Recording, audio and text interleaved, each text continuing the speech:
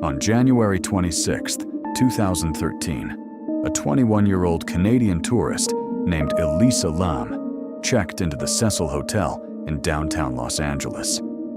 18 days later, her naked body was found, floating inside a water storage tank on the hotel roof.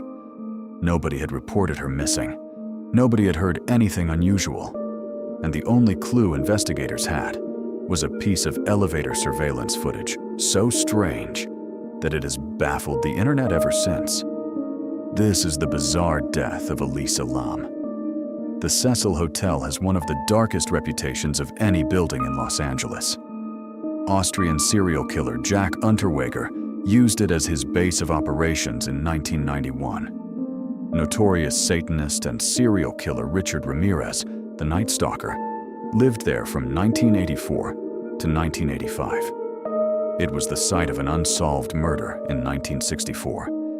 And over the decades, so many people had jumped to their deaths from the building that longtime residents had begun calling it the Suicide. This was the hotel Elisa Lam chose for her solo vacation to Los Angeles. Elisa was a university student from Vancouver, Canada.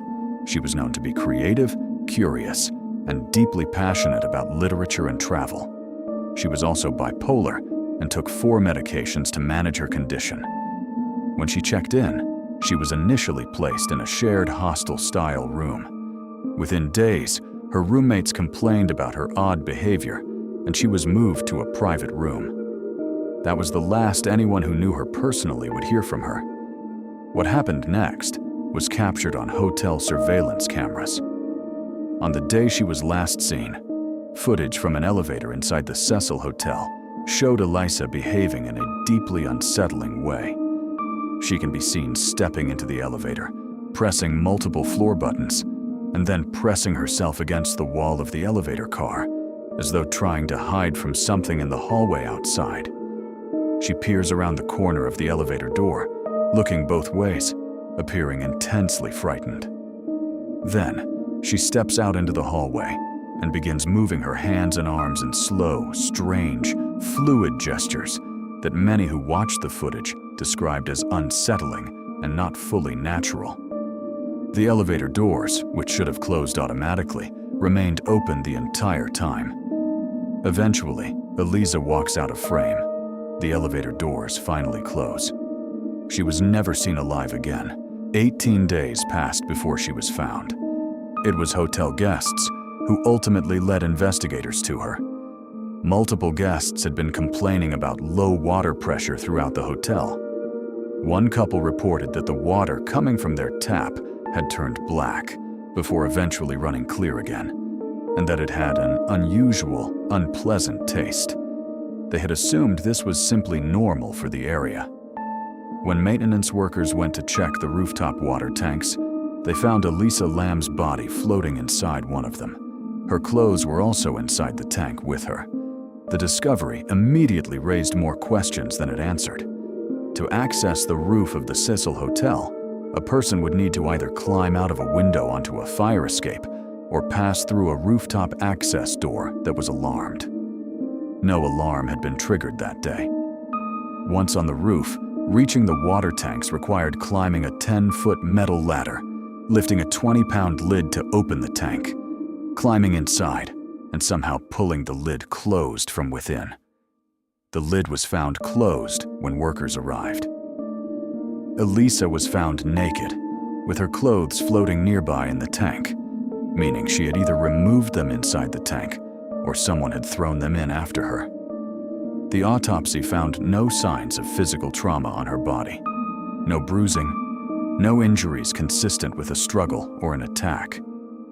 Her toxicology report showed no alcohol, no recreational drugs, and nothing beyond her prescribed psychiatric medications at normal therapeutic levels. The Los Angeles County coroner ultimately ruled her death an accidental drowning, with her bipolar disorder listed as a significant contributing factor.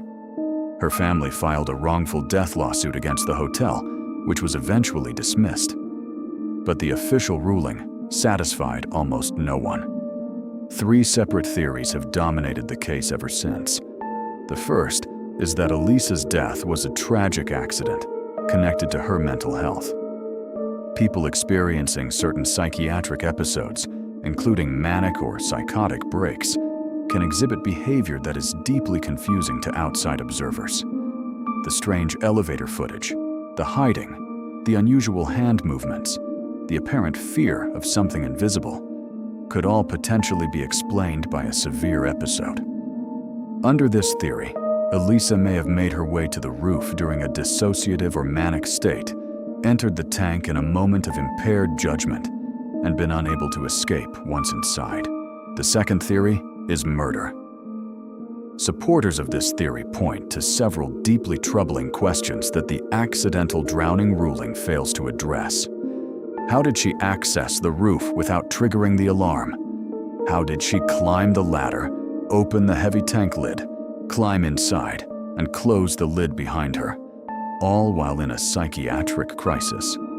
Who, if anyone, was she interacting with in that elevator footage? And why were her clothes inside the tank rather than left outside it? Critics of the official ruling argue that the physical logistics of the scenario make an unassisted death almost impossible to accept. The third and most widely discussed theory online involves the elevator footage itself. Many viewers who watched the video noted that the timestamp appeared to show the footage had been edited, with sections potentially removed. The elevator doors remaining open for an unusually long period without closing has also never been fully explained.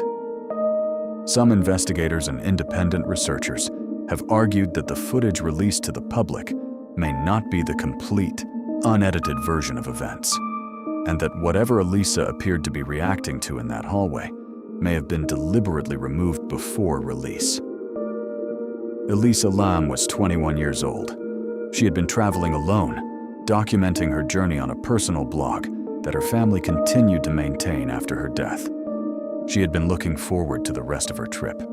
Her family has never publicly accepted the accidental drowning ruling and continues to believe that the full truth of what happened to their daughter inside the Cecil Hotel has never been told.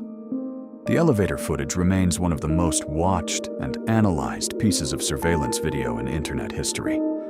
And the question of how a young woman ended up inside a sealed water tank on a hotel roof has never been satisfactorily answered. What do you think happened? Drop your theory in the comments. And if you want more cases like this, subscribe to Mystery Minute. We'll be here every week, digging up the truth.